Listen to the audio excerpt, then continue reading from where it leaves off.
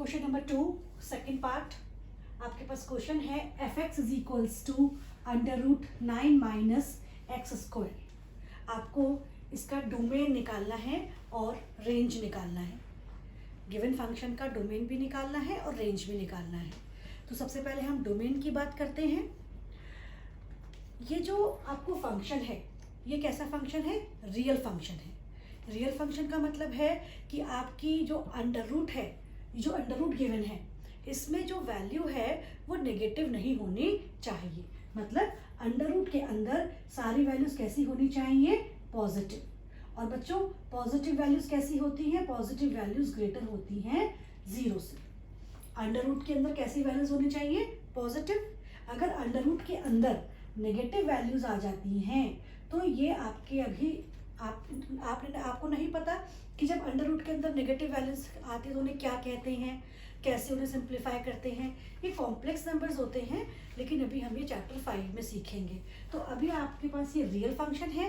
Real function का मतलब होता है कि अंडर रूट में जो वैल्यूज होनी चाहिए वो पॉजिटिव होनी चाहिए, और पॉजिटिव होने के लिए वो फंक्शन ग्रेटर इक्वल टू कैसा होना चाहिए? 0। 0 भी ग्रेटर इक्वल टू 0, मतलब वो फंक्शन 0 के इक्वल भी हो सकता है। रूट के अंदर अगर 0 है तो √0 की वैल्यू 0 हो जाएगी, नो इशू। तो इसका मतलब आपके पास जो फंक्शन है that is √9 minus x square. तो डोमेन फाइंड करने के लिए 9 माइनस एक्स स्क्वायर कैसा होना चाहिए? Greater equals to 0। आपके पास 9 माइनस एक्स स्क्वायर की वैल्यू 0 से बड़ी या बराबर होनी चाहिए, राइट। अब हम क्या फाइंड कर रहे हैं? डोमेन। डोमेन का मतलब क्या होता है? All the possible values of x. X की वो वैल्यूज जिन पर एफ एक्स कैसा आ जाए वो भी रियल ही आए। चलिए हम अब एक्स की वैल्यू फाइंड करते हैं। ये एक इनइक्वलिटी है। अगर आपका लेसर या ग्रेटर का साइन आया, लेसर ग्रेटर इक्वल का साइन आता है तो उसे इनइक्वलिटी कहते हैं। अब इस इनइक्वलिटी को मैं माइनस साइन से मल्टीप्लाई कर रही हूँ। Multiply by minus sign. जब माइनस से मल्टीप्लाई करेंगे बेटा इसको 9 माइनस एक्स स्क्वायर, तो इनइक्वलिटी का साइन कैसा हो जाएगा? चेंज। इनइक्वलिटी को माइनस से साइन माइनस से मल्टीप्लाई करने पर साइन कैसा हो जाता है? चेंज हो जाता है। तो आपके पास अब ये चेंज होगा। There implies x square minus 9 is lesser equals to 0। तो यहाँ से आपके पास हमने फैक्टराइज कर दिया। इसका फैक्टराइज करने पर आ गया x minus 3 x plus 3 lesser equals to 0, right. तो x की पॉसिबल वैल्यूज आपके पास आ गई -3 and 3। x minus 3 is equal to 0 3 आ गया, x plus 3 is equal to 0 -3 आ गया। x की पॉसिबल वैल्यूज आ गई -3 और 3 के बीच की सारी वैल्यूज आपको रियल फंक्शन देंगी। अच्छा जरा रख के देखिए 3 के x आपकी वैल्यू आई x इज इक्वल टू -3 से 3। अब जरा 4 रख के देखिए, x के प्लेस पे क्या रख के देखिए? 4। जब आप x के प्लेस पे 4 रखेंगे तो 4 4 जा क्या हो जाएगा? 16। और 9 अंडर रूट 9 माइनस 16, तो वो कैसी वैल्यू देगा आपको? वो आपको कैसी वैल्यू देगा? अंडर रूट में -7। तो क्या एफ एक्स रियल आएगा? तो एफ एक्स रियल नहीं आएगा। तो आपके पास अब x -3 -3 के -3 आ गया। तो अब जरा एक वैल्यू -4 भी रख लो। तो -4 रखोगे तब भी आपके पास √-7 आएगा। तो कहने का मतलब है कि x की वैल्यू -3 से लेकर 3 तक हो सकती है। बस अब हमें क्या चेक करना है कि क्या -3 और +3 भी इंक्लूड होंगी।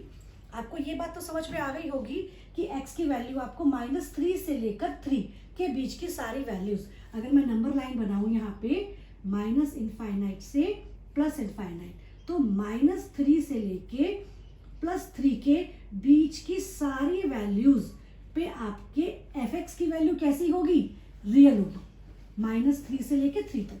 लेकिन बस अब आपको ये चेक करना है कि क्या -3 और +3 भी इंक्लूड होगा या नहीं। मतलब इस पे जो निशान आएगा वो होल बनाएंगे या डॉट बनाएंगे। अगर डॉट बनाएंगे तो इंक्लूड होगा और होल बनाएंगे तो इंक्लूड नहीं होगा। अब चेक करते हैं। हमने x के प्लेस पे रखा -3। जब आपने x के प्लेस पे -3 रखा तो वो स्क्वायर -3 का स्क्वायर 9 हो गया, और 9 माइनस 9 क्या आ गया? 0, जो पॉसिबल रियल है। तो इसका मतलब -3 क्या होगा? -3 इंक्लूड होगा। अब +3 की बात करते हैं, सेम कंडीशन फॉर +3, वो भी 0 आएगा। तो एफ एक्स कैसा आ गया? रियल। डोमेन का मतलब एक्स की वैल्यूज, आप सारी एक्स की वो वैल्यूज ले लीजिए जिससे आपका एफ एक्स कैसा आए? रियल। लेकिन आप देख रहे हो, आपने जब 4 लिया तो आपका एफ एक्स रियल नहीं आया, तो इसका मतलब डोमेन में 4 नहीं आएगा, 4 और उससे बड़ी वैल्यूज।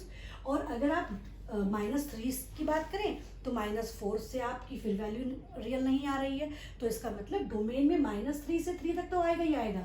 बस अब हम ये चेक कर रहे थे कि क्या -3 और +3 भी इंक्लूड होंगे या नहीं। तो मैंने आपको बता दिया कि -3 से भी वैल्यू 0 आ रही है और +3 से भी वैल्यू 0 आ रही है, दैट इज रियल। तो आपके पास -3 भी इंक्लूड होगा और +3 भी इंक्लूड होगा। तो हमारे पास जो फंक्शन है उसका डोमेन आ गया, स्क्वायर ब्रैकेट्स लगा के -3 से लेकर 3 तक, यह आपका आ गया डोमेन। राइट स्टूडेंट्स, ये आपका हो गया domain, -3 to 3। Now come to the range. Domain आपको समझ में आ गया कैसे निकाला हमने। सबसे पहले आपको एक बात हमेशा याद रखनी होगी, जो रेंज होता है वो डिपेंड होता है डोमेन पर, राइट। जो वैल्यूज डोमेन की आई हैं, आपको डेफिनेशन में बताया था मैंने कि डोमेन की पॉसिबल वैल्यूज से जो एफ एक्स की वैल्यूज आती हैं, राइट, वो जो सेट बनता है वो किसका होता है? वो ही रेंज का होता है। मैं फिर से रिपीट कर रही हूँ आपको कि डोमेन की वैल्यूज को हमने जब अपने फंक्शन में रखा, एक्स की वैल्यूज आपकी कहाँ से आई हैं? -3 से 3 तक आई हैं। तो आपके पास -3 से 3 तक जब आप ये वैल्यूज रखेंगे तो एफ एक्स की जो वैल्यूज आएगी, जो एफ एक्स की सारी वैल्यूज आएंगी वो आपको क्या देंगी? रेंज। रेंज निकालने के लिए एक पर्टिकुलर मेथड है। आप अपने एफ एक्स को y लिखिए। एफ एक्स को क्या लिखा आपने? y। आप जानते हैं y is a function of x। y किसके इक्वल होता है? एफ एक्स के होता है। तो हमने एफ एक्स के प्लेस पे क्या लिख दिया? y। y is equals to √9 - x², right. अब हम स्क्वायरिंग करेंगे, स्क्वायरिंग बोथ साइड। आपने स्क्वायरिंग किया तो y का स्क्वायर तो y आ गया, √9 - x² से ये रेडिकल रिमूव हो गया स्क्वायर करने पे। नाउ x को पॉजिटिव करना है हमें, then x² is equals to 9 - y², right. Again taking square root, तो x की वैल्यू आपके पास आ गई 9 - y², राइट। आपके पास x की वैल्यू क्या आ गई? 9 - y²। अब तो ये 9 - y² आया है, राइट। तो अब हमें एक वैल्यूज किसकी निकालनी है? अब हमें वैल्यूज निकालनी है y की। तो इसी तरह जैसे ये फंक्शन कैसा है? रियल। ये फंक्शन कैसा है? रियल। तो रियल वैल्यूज कैसी होनी चाहिए? 0 से बड़ी। तो आप देखिए 9 - y² कैसा होगा? Greater equals to 0। जैसा हमने डोमेन के लिए किया वैसा ही हम बिल्कुल रेंज के लिए करेंगे। तो 9 - y² is greater equals to 0, right. तो अब आपने फिर इनइक्वलिटी को माइनस साइन से मल्टीप्लाई कर दिया, तो आपके पास आ गया y² - 9 is lesser equals to 0। Multiply both side by minus sign. आपने दोनों साइड माइनस से मल्टीप्लाई किया तो ये y² - 9 हो गया। अब फैक्टराइज कीजिए, फैक्टराइज करने पर आया y - 3, y + 3 is lesser equals to 0, right. तो y की पॉसिबल वैल्यूज आपके पास आ गई -3 और 3। y की पॉसिबल वैल्यूज आपके पास आ गई -3 और 3। तो इसको फैक्टराइज करने पर आपके पास y की पॉसिबल वैल्यूज आई -3 और 3। y की पॉसिबल वैल्यूज आ गई आपके पास। अभी हमने ये नहीं कहा है कि रेंज आ गया, राइट। रेंज का मतलब क्या होता है? डोमेन की जो वैल्यूज हैं, डोमेन की वैल्यूज से रिलेटेड होना चाहिए रेंज। अब आपके पास y की वैल्यू -3 और 3 आई। अब आप चेक कीजिए कि क्या इन y की वैल्यूज, ये वाली y की वैल्यूज और जो आपका डोमेन आया है, डोमेन क्या है आपका? -3 से 3 तक। अब आप x के प्लेस पे यहाँ -3 रखिए। आपके पास है y is equals to √9 - x²। अब आप x के प्लेस पे -3 रखिए। जब आप x के प्लेस पे -3 रखेंगे तो आपके पास y का आंसर क्या आएगा? 0। जब आप x के प्लेस पे 3 रखेंगे तब भी आपके पास y का आंसर 0 आएगा। आप x के प्लेस पे अगर -2 रखेंगे, -2, तो -2 का स्क्वायर क्या हो गया 4, 9 - 4 5, तब भी आपके पास √5 आएगा। अगर आप 2 रखेंगे तब भी आपके पास y का आंसर √5 आएगा। तो आपने कुछ कंक्लूजन निकाला इससे, आपने देखा कि डोमेन की वैल्यूज, आप कोई भी डोमेन की वैल्यू रख लें आपके पास y पॉजिटिव ही आ रहा है। क्या कोई y की एक ऐसी वैल्यू है जिससे आपके पास डोमेन की कोई भी ऐसी वैल्यू है जो आपको y नेगेटिव देगा? नहीं आ रहा ना। तो इसका मतलब क्या हुआ कि y की वैल्यूज -3 से 3 तक आपको इसने यहाँ पर दी, लेकिन आपके पास y कैसा है, y आपका पॉजिटिव आ रहा है। कैसा आ रहा है? पॉजिटिव। इसका मतलब अब कॉन्ट्रडिक्शन हो गया। क्या हो गया? कॉन्ट्रडिक्शन। एक रिजल्ट तो कह रहा है y की वैल्यू पॉजिटिव है और एक रिजल्ट कह रहा है कि y की वैल्यू -3 से 3 तक है। यही बात आई ना। आपने जब फैक्टराइज किया तो आपके पास रिजल्ट आया -3 to 3, लेकिन जब आपने डोमेन की वैल्यूज को अपने x के प्लेस पे रखा तो आपकी y की वैल्यू सारी पॉजिटिव आ रही हैं। तो कॉन्ट्रडिक्शन हो गया ना कि हम क्या करें। तो हम नंबर लाइन पर ड्रॉ करते हैं। देखिए अब आपके पास है यहाँ पे -3 से 3 तक, राइट, और 0 भी आ रही है।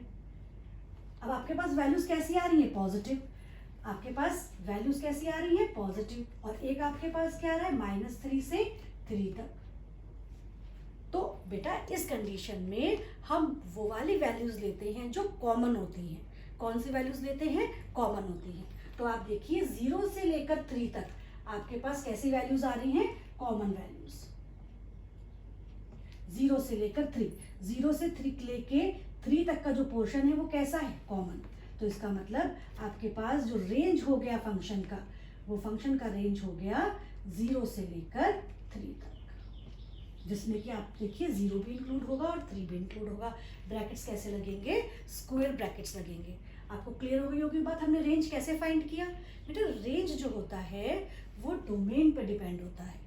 रेंज फाइंड करने के लिए हमें डोमेन की वैल्यूज पर ज़रूर ध्यान देना चाहिए कि डोमेन की वैल्यू कब क्या आ रही हैं।